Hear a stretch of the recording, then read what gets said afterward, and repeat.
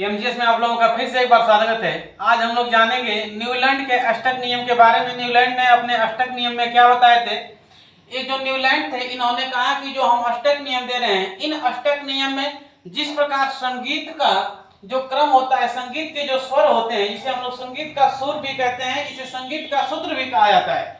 इस संगीत के संगीत का सूत्र होता है सा रे गा मा पा धा नी। सा रे गा मा पा धा नी, ये सूत्र है संगीत का, सा रे गा मा पा धा नी। इसी सूत्रों के हिसाब से संगीत निकाली जाती है, संगीत बजाई जाती है। तो जब न्यूलैंड आए, तो न्यूलैंड ने अपना एक अष्टक नियम दिए, और इस अष्टक नियम में इन्होंने यह बताया कि आवर्त सारणी में पाए जाने वाले तत्वों को यदि अपने परमाणु भार के बढ़ते हुए क्रम में रखा जाए, आवर्त सारणी में पाए जाने वाले तत्व को यदि उनके परमाणु भार के बढ़ते हुए क्रम में रखा जाए, तो इसके पहले व आठवें तत्वों के गुण आपस में समान मिलते हैं। अंडरस्टैंड? यहां तक बात समझ में आई? जिनका नियम था, यदि आवर्त सारणी में पाए जाने वाले तत्वों को उनके परमाणु भार के बढ़ते क्रम में रखा जाए, तो पहले तत्व व आठवें तत्व में के गुणों में आपस में समानता मिलती है।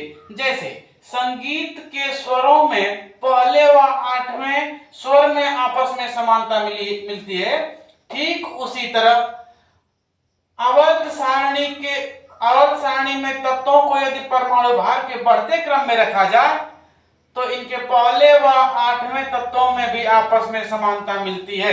अब इस नियम को हम लोग देखते हैं। सा रे गा मा पा धा नी, ई तो हो गया संगीत का स्वर। इस संगीत के स्वर में 1 2 3 4 5 6 7, 7 के बाद जो ही आएंगे नी के बाद, तो फिर से आठवां पर क्या पढ़ना पड़ेगा? सा। इसी को हम लोग एक बार पढ़ के गए हैं, 1, इसको हम लोग पढ़े हैं 7, तो 1 से आगे 7 पर फिर लौट के आएंगे तो क्या पढ़ना पड़ेगा? आठवां नंबर पर सा पढ़ना पड़ेगा। समानता मिली। ठीक उसी प्रकार यदि हम लोग आवर्त सारणी में तत्वों को उनके परमाणु भार के बढ़ते क्रम में रखें, तो पहला तत्व व आठवां तत्व है, आपस में हमको क्या मिलेगी? समानता मिलेगी। पहला तत्व व आठवां तत्व में क्या मिलेगी? समानता। लेकिन एक बात इसमें न्यूलैंड ने कहा कि इसमें हम अक्रिय तत्वों को नहीं लेंगे। जो 18वां वाला वर्ग होता है अक्रिय तत्व, इन अक्रिय वाले तत्वों को हम लोग गैसों को नहीं लेंगे। जैसे हीलियम हो गया, नियान हो गया, रेडान हो गया, जीनान हो गया, इन तत्वों को उन्होंने कहा कि नहीं लिया जाएगा, क्योंकि इनकी संयोजकता होती ही नहीं, तो क्यों लेंगे? इनके गुण को हम लोग क्या बता सकते हैं? तो उन्होंने 18वां वाले वर्ग को छोड़ दिया। अब जहां पर भी लिखेंगे तो जो 18वां वाला वर्ग रहेगा, तो उस नंबर को हम लोग छोड़ देंगे, छोड़ना पड़ेगा। तो अब देखिए, हाइड्रोजन 1, हीलियम पड़ता है 18वां वाला वर्ग में, तो उसको छोड़ देंगे, 2 नंबर छूट गया। आ गया 3 4 5 6 7 8। ठीक, 8 के बाद हम लोग 9वां नंबर 9 पे लिखेंगे फ्लोरीन को। 9 पे किसको लिखेंगे? फ्लोरीन को। एक बाद 10 नियान को छोड़ दिया जाएगा, नियान छूट जाएगा, काहे कि 18वां वाला वर्ग में है। उसके बाद अब लिखा जाएगा, फिर से पहुंचेंगे हम लोग सोडियम के पास। Sodium, magnesium, aluminium, silicon, phosphorus, sulphur, chlorine. इसके बाद जब फिर पहुंचेंगे 18 नंबर पर, तो वो आ जाएगा क्लोरीन के बाद आर्गन। तो आर्गन भी 18वां वाला वर्ग में है, तो उसको भी छोड़ना पड़ेगा, क्योंकि न्यूलैंड ने बोला था कि हम अक्रिय तत्वों को नहीं लेंगे, 18वां वाले वर्गों को नहीं रखेंगे अपने नियम में। तो 18 नंबर को छोड़ देंगे। अब आगे रखेंगे पोटेशियम और कैल्शियम। यो वैज्ञानिक बनने के चक्कर में सोचे कि हम आए और वैज्ञानिक बनने अपने वो नियम प्रतिपादित करते हैं, तो इनका जो नियम हुआ था ये फॉलो हुआ 20 तक। आगे चलकर ये जो नियम था ये विफल हो गया, असफल रह गया। ठीक, संघर्ष किए, ऐसी बात नहीं कि संघर्ष नहीं किए, संघर्ष किए, 20 तक अपने नियम को फॉलो कराए, और उसके बाद ये नियमों को फॉलो नहीं करता था। तो जिस प्रकार अब ये हो गया हाइड्रोजन। ये हाइड्रोजन को यदि हम लोग काउंटिंग करना स्टार्ट करें, 1 2 3 4 5 6 7, फिर से 8वां पर आ जाए, तो आ जाए किस पे? फ्लोरीन पे। हाइड्रोजन पर आयन कितना होता है? इस पे संयोजकता कितनी होती है? 1। हाइड्रोजन को हम लोग अमानक तत्व के नाम से भी जानते हैं, इस पे प्लस आयन और माइनस आयन दोनों होता है। इस बात को ध्यान देंगे, ठीक ना? तो अब देखिए, हाइड्रोजन पे यदि हम लोग देखें तो प्लस आयन 1 या माइनस आयन 1। फ्लोरीन पे भी कितना आयन? Minus ion 1। क्लोरीन पे भी कितना आयन? Minus ion 1। तो ई हो गए माइनस आयन। इसमें आपस में गुण समान मिल रहे हैं कि ना? मिल रहे हैं समान गुण। ठीक उसी तरह यदि हम लोग लिथियम में देखें, सोडियम में देखें, तो लिथियम पर भी कितना आयन प्लस है, सोडियम पर भी कितना आयन प्लस है, पोटेशियम पर भी कितना आयन कितना होगा प्लस है। ठीक, तो इस पर इन लोगों पर आयन हो गए प्लस 1 करके। इसी तरह हम लोग देखेंगे Be, जो Be है बेरिलियम, अब बेरिलियम पर आयन कितना होगा,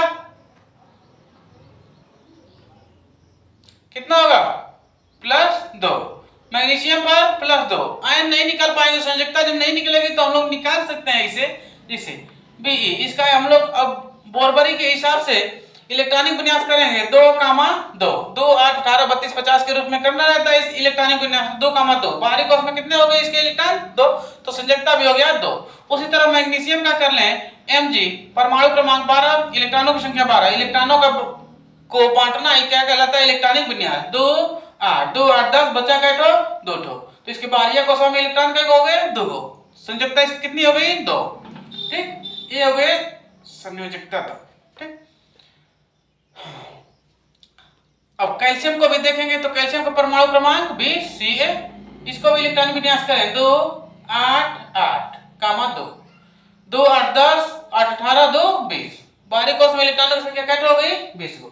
यहाँ तक आई बात समझ में, तो इनके भी गुण जो हैं समान मिलते रहते हैं, तो उनका नियम यही था न्यूलैंड का कि यदि जिस प्रकार संगीत के स्वरों में पहले व 8वें अक्षरों में एक दूसरे से समानता मिलती है, ठीक उसी तरह आवर्त सारणी के पहले व 8वें तत्वों में को यदि परमाणु के बढ़ते हुए क्रम में रखा जाए तो इनके गुणों में आपस में समानता मिलती है, लेकिन 18वें वर्ग को छोड़ के 18वां वाला वर्ग को छोड़ देंगे।